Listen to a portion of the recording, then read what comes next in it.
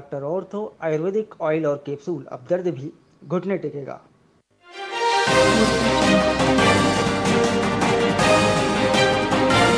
एक से बढ़कर 3 रुपए प्रति किलोलीटर हुआ अवैध कनेक्शनों पर होगा 1200 रुपए तक का जुर्माना।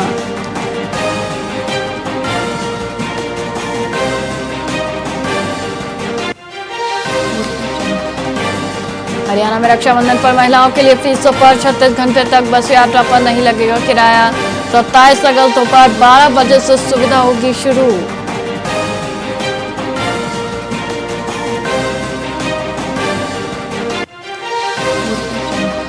गुरुग्राम से लापता कांग्रेस के दोनों जिलाध्यक्ष पहुंचे डीसीपी दफ्तर। पुलिस ने दोनों को जमानत पर किया रिहा। सीएम को काले झंडे दिखाने के बाद से अंडरग्राउंड थे। 2 महीने बाद फिर जेल से बाहर आया राम रहीम।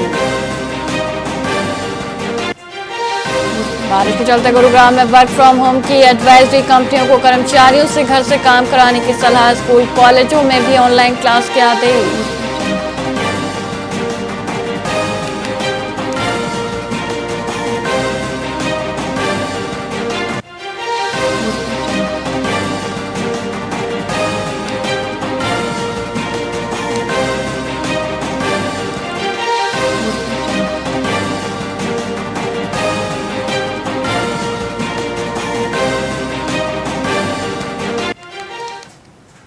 नमस्कार, आप देख रहे हैं वीआईपी न्यूज और मैं हूं आपके साथ वैशाली श्रीवास्तव। आइए रुक करते हैं खबरों की ओर। फरीदाबाद के एनआईटी क्षेत्र की संजय कॉलोनी से एक गंभीर मामला सामने आया है, जहां एक युवक और युवती ने कोर्ट मैरिज की। शादी से नाराज युवती के परिजन युवक के घर जा पहुंचे और लाठी डंडों से जमकर हमला कर दिया। इस हमले में युवक के परिवार के करीब 6 लोग घायल हो गए, जिन्हें उपचार के लिए अस्पताल ले जाया गया। घटना का वीडियो भी सामने आया है, जिसमें कुछ लोग मारपीट करते हुए साफ दिखाई दे रहे हैं। पीड़ित परिवार ने पुलिस से आरोपियों के खिलाफ सख्त कार्रवाई की मांग की है, ताकि ऐसे कृत्य दोबारा ना हो।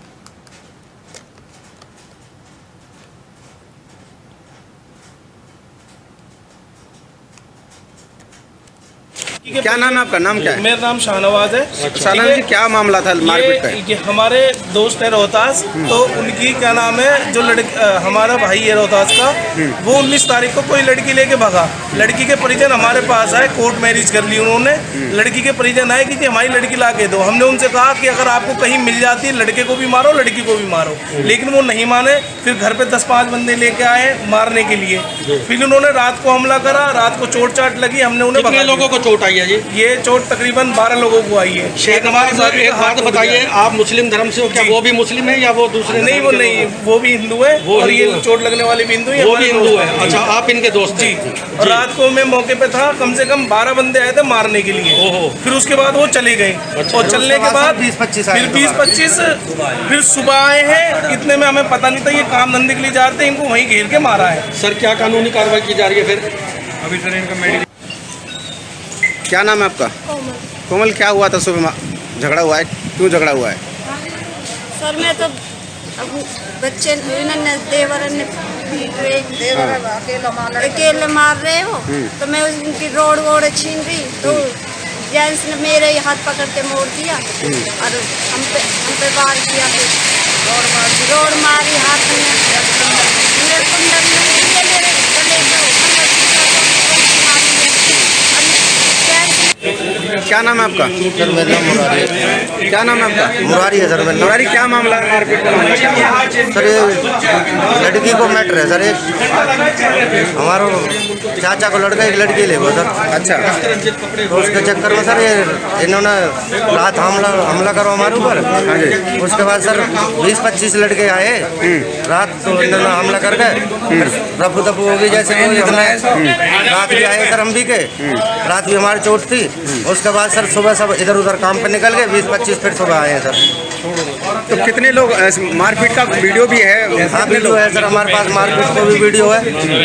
तो आपको नहीं पता लड़का लड़की को लेके आया? नहीं सर, हमें मालूम नहीं है कहाँ पे गए वो लड़का लेके लड़की है, कोई मालूम ना सर।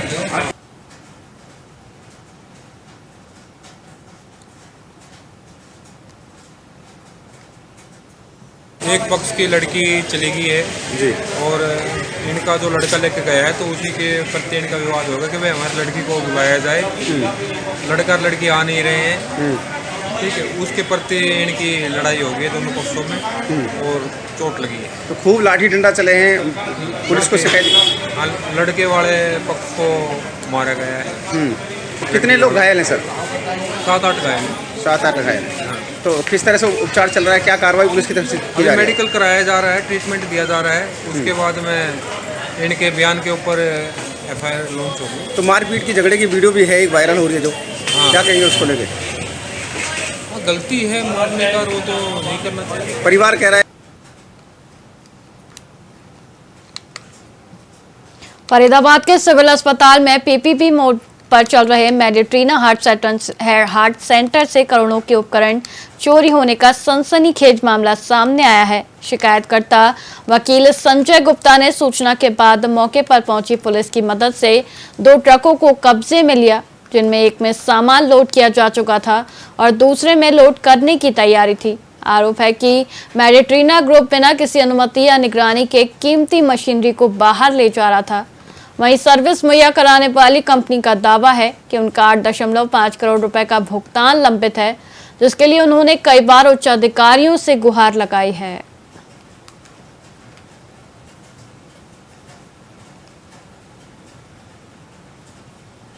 फिर हुई नहीं हुई है। तो आपने इनके लेटर भी लगाए सबके? हाँ बिल्कुल। तो उनकी तरफ से क्या है? कितनी पेमेंट बकाया है, कब मांग की थी सर? ये चीजें देखो ऑफिशियली आप CMO सर से बता दो। पूछ लेंगे यार, पूछ लेंगे। आप वो ना करें, पैनिक ना हो। मैं पैनिक क्यों होऊंगा? मैंने कुछ गलत थोड़ी कर रखा है भाई। कह रहे हैं कि क्या नाम है, जो बात है वो क्लियर आप रखो। इतनी पेमेंट बकाया है, 8.5 करोड़ रुपए पेमेंट पेंडिंग है। ऑलरेडी लेटर हमने CMO, DGHS और PMO को सबमिट कर रखा है। 21 तारीख को सबमिट किया था हमने। 21 जुलाई को। 21 जुलाई। हाँ, तो अभी तक कोई महीना हो गया, कोई रिप्लाई नहीं आया। उनका कहना है कि हमारी तरफ से कोई आउटस्टैंडिंग नहीं है। अच्छा, उनका कहना है आउटस्टैंडिंग नहीं है और आपकी तरफ से आउटस्टैंडिंग बकाया है। बिल्कुल है। तो इसको बैठ के क्यों नहीं हल करते फिर आप? हो चुकी है सर, बहुत सारी मीटिंग्स हो चुकी हैं इस बारे में जी। फिर वो क्या कहते हैं? उनकी तरफ से यही आश्वासन दिया जाता है करेंगे, कोई अभी तक हुआ नहीं। लेकिन आपको बोला गया कि अब DG की तरफ से कोई पेमेंट बकाया नहीं है? DG हेल्थ की तरफ से हमारे कोई कुछ आश्वासन नहीं आया इस बारे में। फिर किसने बोला है कि पेमेंट बकाया? CMO की तरफ से। CMO की तरफ से। अभी ये लेटर भी हेड ऑफिस को ही गया है, मेरे पास नहीं अभी है। बीच में मैं संजय गुप्ता एडवोकेट। आज आप PK पे आए हैं, क्या सूचना मिली है? मुझे ये सूचना मिली थी, जो हार्ट सेंटर यहाँ PPP मॉडल पे चल रहा था BK में, जिसमें बहुत सारी अनियमितताएं पहले भी पाई थी। इनके खिलाफ कई मुकदमे भी लंबित हैं, जिसमें से 2 मुकदमे में तो मैं खुद उनमें कंप्लेनेंट और गवाह हूँ। आज मुझे पता चला कि ये बिना CMO और PMO की परमिशन के और छुट्टी वाले दिन इन्होंने सारा इक्विपमेंट वहाँ से खोल लिया। सरकारी इक्विपमेंट सारा खोल लिया है, सरकारी AC खोल लिए हैं। ये देखें, पूरा सामान इन्होंने नीचे डाउन कर लिया। एक ट्रक भरा हुआ, दूसरे ट्रक में लोडिंग कर रही है। इनसे हमने परमिशन मांगी कि आपको CMO ने परमिशन दिया, PMO ने। इन्होंने से कोई भी लेटर दिखाने के लिए हमें राजी नहीं है और एक तरह की ये सरकारी चोरी कर रहे हैं। करोड़ों रुपए की मशीन है, जो MOU इनके साथ साइन हुआ उसके अकॉर्डिंग जो भी मशीनरी इक्विपमेंट इन्होंने लगाई है वो सरकार की प्रॉपर्टी मानी जाएगी। और इनको कंसेशन रेट पे जो रियायत दी गई थी और यहाँ खोलने का था, उसमें क्लियर कट लिखा हुआ जो इक्विपमेंट होगा जब भी ये छोड़ के जाएंगे सरकार के हैंड ओवर करके जाएंगे। आज उसकी वायलेशन कर रहे हैं और बिना उनके अधिकारियों के किसी को इंटीमेशन दिए, उनकी गैर हाजिरी में पूरा सामान, पूरी कैथ लैब इन्होंने डाउनलोड कर दिया नीचे। आप ये देखेंगे पूरा सामान इन्होंने और एक तरह की ये चोरी करके ले जा रहे हैं। मैंने इसमें चौकी इंचार्ज से ही बात करी है, उन्हें मौके पर इंटीमेशन दिया कि मौके पर आए और इनके पेपर चेक करें। और सर, BK अस्पताल पहुंचे हैं, क्या सूचना मिली है, किस लिए आए थे? BK अस्पताल में हमें सूचना मिली थी कि यहाँ BK अस्पताल में मेडिट्रीना हार्ट सेंटर के नाम से एक संस्था चलाई हुई है सरकार के सहयोग से, प्राइवेट कंपनी ने। वहाँ पर कुछ दिनों से वो संस्था बंद है और वहाँ उस संस्था के ये शायद गुड़गांव के हेड हैं मनदीप जी। यहाँ इनकी एक गुड़गांव संस्था भी है मेडिट्रीना की। वो बता रहे हैं कि हमने हायर अथॉरिटी को CMO और PMO को लिए यहाँ से अपना सामान मूवमेंट करने के लिए परमिशन ली हुई थी और हम अपना सामान मूवमेंट कर रहे थे। तो यहाँ कोई लोग आके प्राइवेट आदमी इनको रोक रहे हैं कि भाई आप सामान मूवमेंट नहीं कर सकते। तो अभी हम इस चीज़ की जांच करेंगे कि हायर अथॉरिटी CMO और PMO कार्यालय की तरफ से कोई परमिशन इनको इशू हुई है, तो उस चीज़ के बारे में देखते हैं क्या होता है। मेडिट्रीना की तरफ से कोई परमिशन दिखाई गई है सामान उतारने और ले जाने की? मेडिट्रीना की तरफ से एक लेटर जारी किया हुआ है CMO और PMO के लिए। वो लेटर की प्रति हमें WhatsApp पे प्राप्त हुई है। अभी उसकी जांच हमें CMO और PMO कार्यालय के माध्यम से की जाएगी और उसके अनुसार जैसी स्थिति अधिकारियों के आदेश से प्राप्त होगी हम क्या कोई सर बादशाह खान अस्पताल में स्थित मेडिना ग्रुप के द्वारा कल सामान ले जाया जा रहा था, एक एडवोकेट है संजय गुप्ता ने लिखे शिकायत दी, चोरी करके ले जाया जा रहा था, क्या है मामला सर?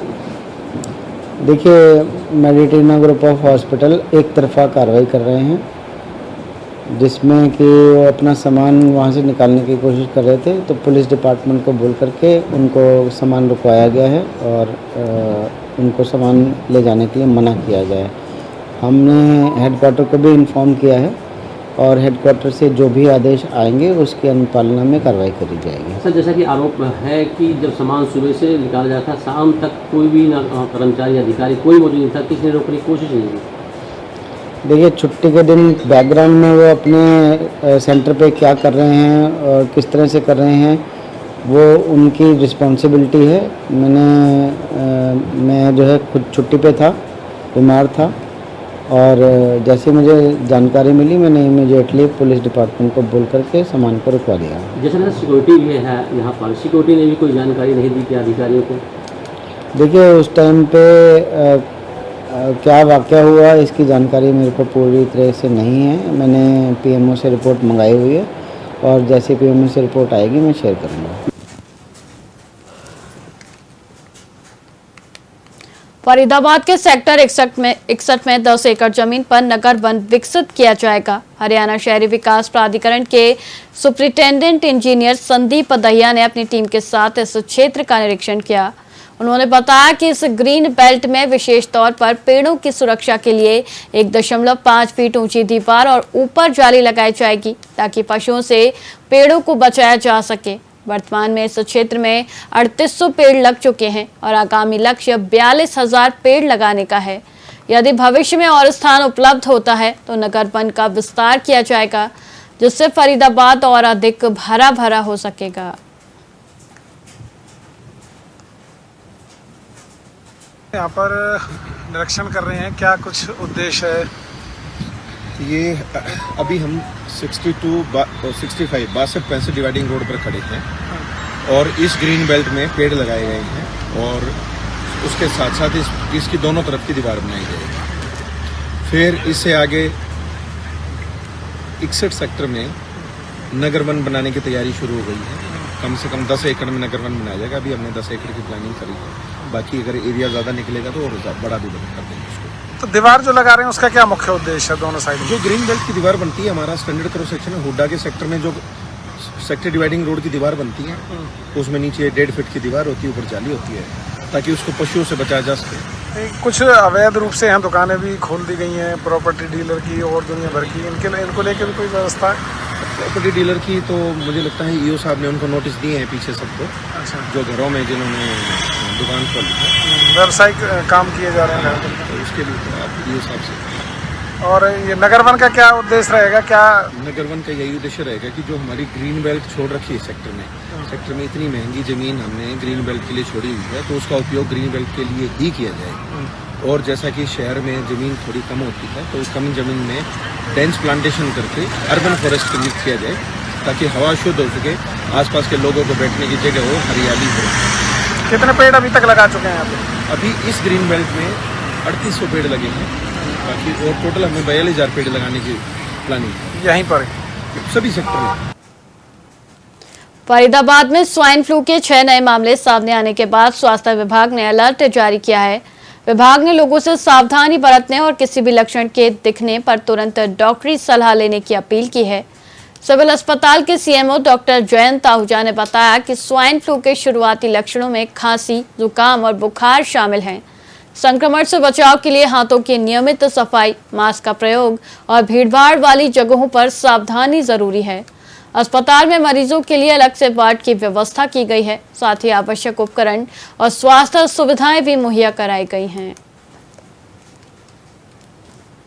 सर, जिस तरीके से स्वाइन फ्लू के मामले बढ़ते जा रहे हैं, अगर अलग अलग प्रदेशों की बात की जाए, लेकिन फरीदाबाद की खासतौर पर बात की जाए तो कितने मामले इसमें बढ़े हैं और किस तरीके से स्वास्थ्य विभाग को मुस्तैद दिखाई दे रहा है इसको लेकर के? देखिए, 2+2+2 टोटल 6 मामले आज तक आए हैं और 6 की तबीयत बिल्कुल ठीक चल रही है स्वाइन फ्लू के मामले में तो घबराने की जरूरत नहीं है। आपके माध्यम से मैं जनता से अपील करना चाहूँगा, यदि आपको खांसी, जुकाम और बुखार जैसे कॉमन लक्षण आ रहे हैं, आम लक्षण आ रहे हैं, तो इसको नजरअंदाज ना करें। क्वालिफाइड डॉक्टर से जरूर चेक कराएं, कहीं कोई गंभीर बीमारी तो नहीं है। यदि आप पहले से बीमार चल रहे हैं, आपको डायबिटीज है, लिवर की प्रॉब्लम पहले से चल रही है, किडनी की प्रॉब्लम पहले से चल रही है, तो उसमें अलर्टनेस ज्यादा होनी चाहिए और आप जो है क्वालिफाइड डॉक्टर से ही इलाज कराएं। हमारे सरकारी स्वास्थ्य विभाग के अस्पताल, बीके अस्पताल जो सिविल अस्पताल है, वो मेजर हॉस्पिटल है इस पूरे रीजन का, और यहाँ पे सारे डॉक्टर्स क्वालिफाइड हैं और आप आकर के उनसे परामर्श लें और अपना इलाज कराएं। सोनीपत में जिला परिषद की बैठक के दौरान एक अनोखा विरोध प्रदर्शन देखने को मिला, जब जिला पार्षद संजय बड़वासनी गोरिल्ला का वेश धारण कर बैठक में पहुंचे। उन्होंने पेंशन, पेट्रोल, डीजल की बढ़ती कीमतों और अधिकारियों की मनमानी के खिलाफ अपना रोष व्यक्त किया। बड़वासनी ने कहा कि गोरिल्ला संघर्ष का प्रतीक है और आमजन की समस्याओं के समाधान के लिए हर स्तर पर लड़ाई लड़ने को तैयार हैं। उन्होंने इस बात पर जोर दिया कि महंगाई आम आदमी की जिंदगी को बुरी तरह प्रभावित कर रही है और इन मुद्दों पर गंभीरता से ध्यान दिए जाने की आवश्यकता है।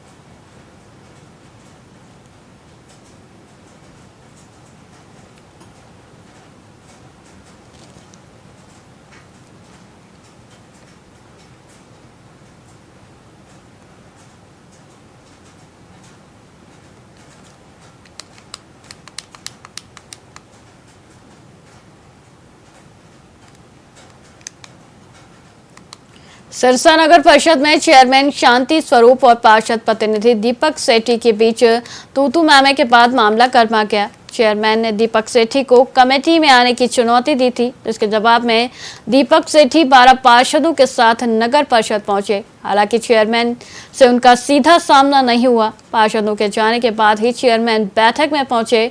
पार्षद प्रतिनिधि दीपक सेठी ने घोषणा की कि वे और उनके साथ 12 पार्षद लैपटॉप नहीं लेंगे। उन्होंने कहा कि जनता ने उन्हें चुना है और वे जनता के काम के लिए हर हाल में आएंगे। इस दौरान पार्षदों ने बैठने के लिए जगह न होने और डोमिसाइल बनवाने के लिए कर्मचारियों को कमरा आवंटित किए जाने का भी आरोप लगाया।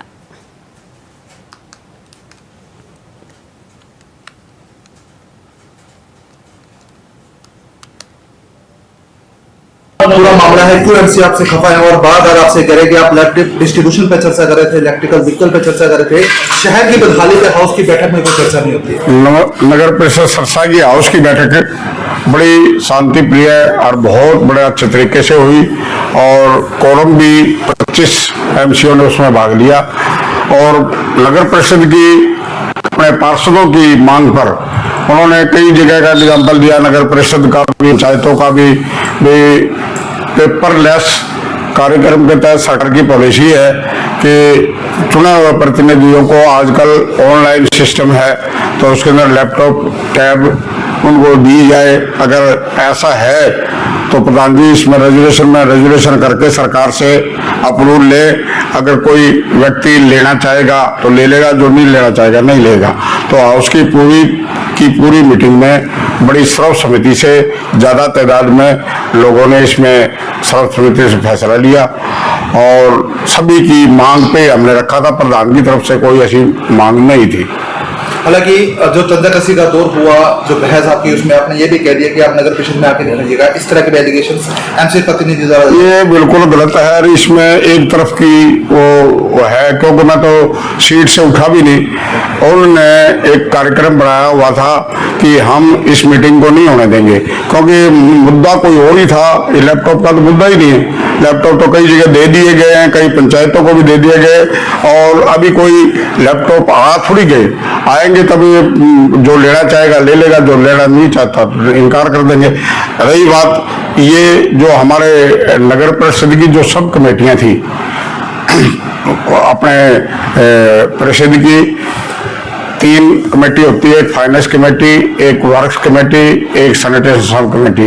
इनका चुनाव पिछले जब मैं सीट पे बैठा 27 इसके मार्च को, तो उस समय हमने एक फैसला लिया था ये कमेटियां गठन करते 1 साल के लिए, और एक साल के लिए 8 मेंबर है, ये सभी का टर्म पूरा होगा।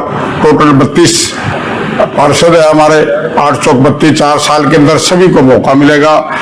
पक्ष विपक्ष को छोड़ के हमने सभी पार्टी जाति भेदभाव मिटा करके सभी को मौका देने का फैसला किया।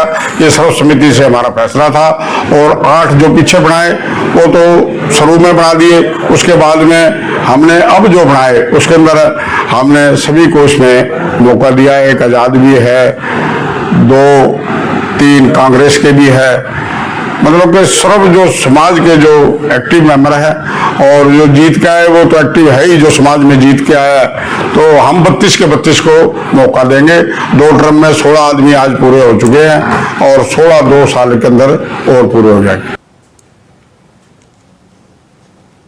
फिलहाल खबरों में इतना ही, मुझे दीजिए इजाजत। देखते रहिए VIP न्यूज। नमस्कार।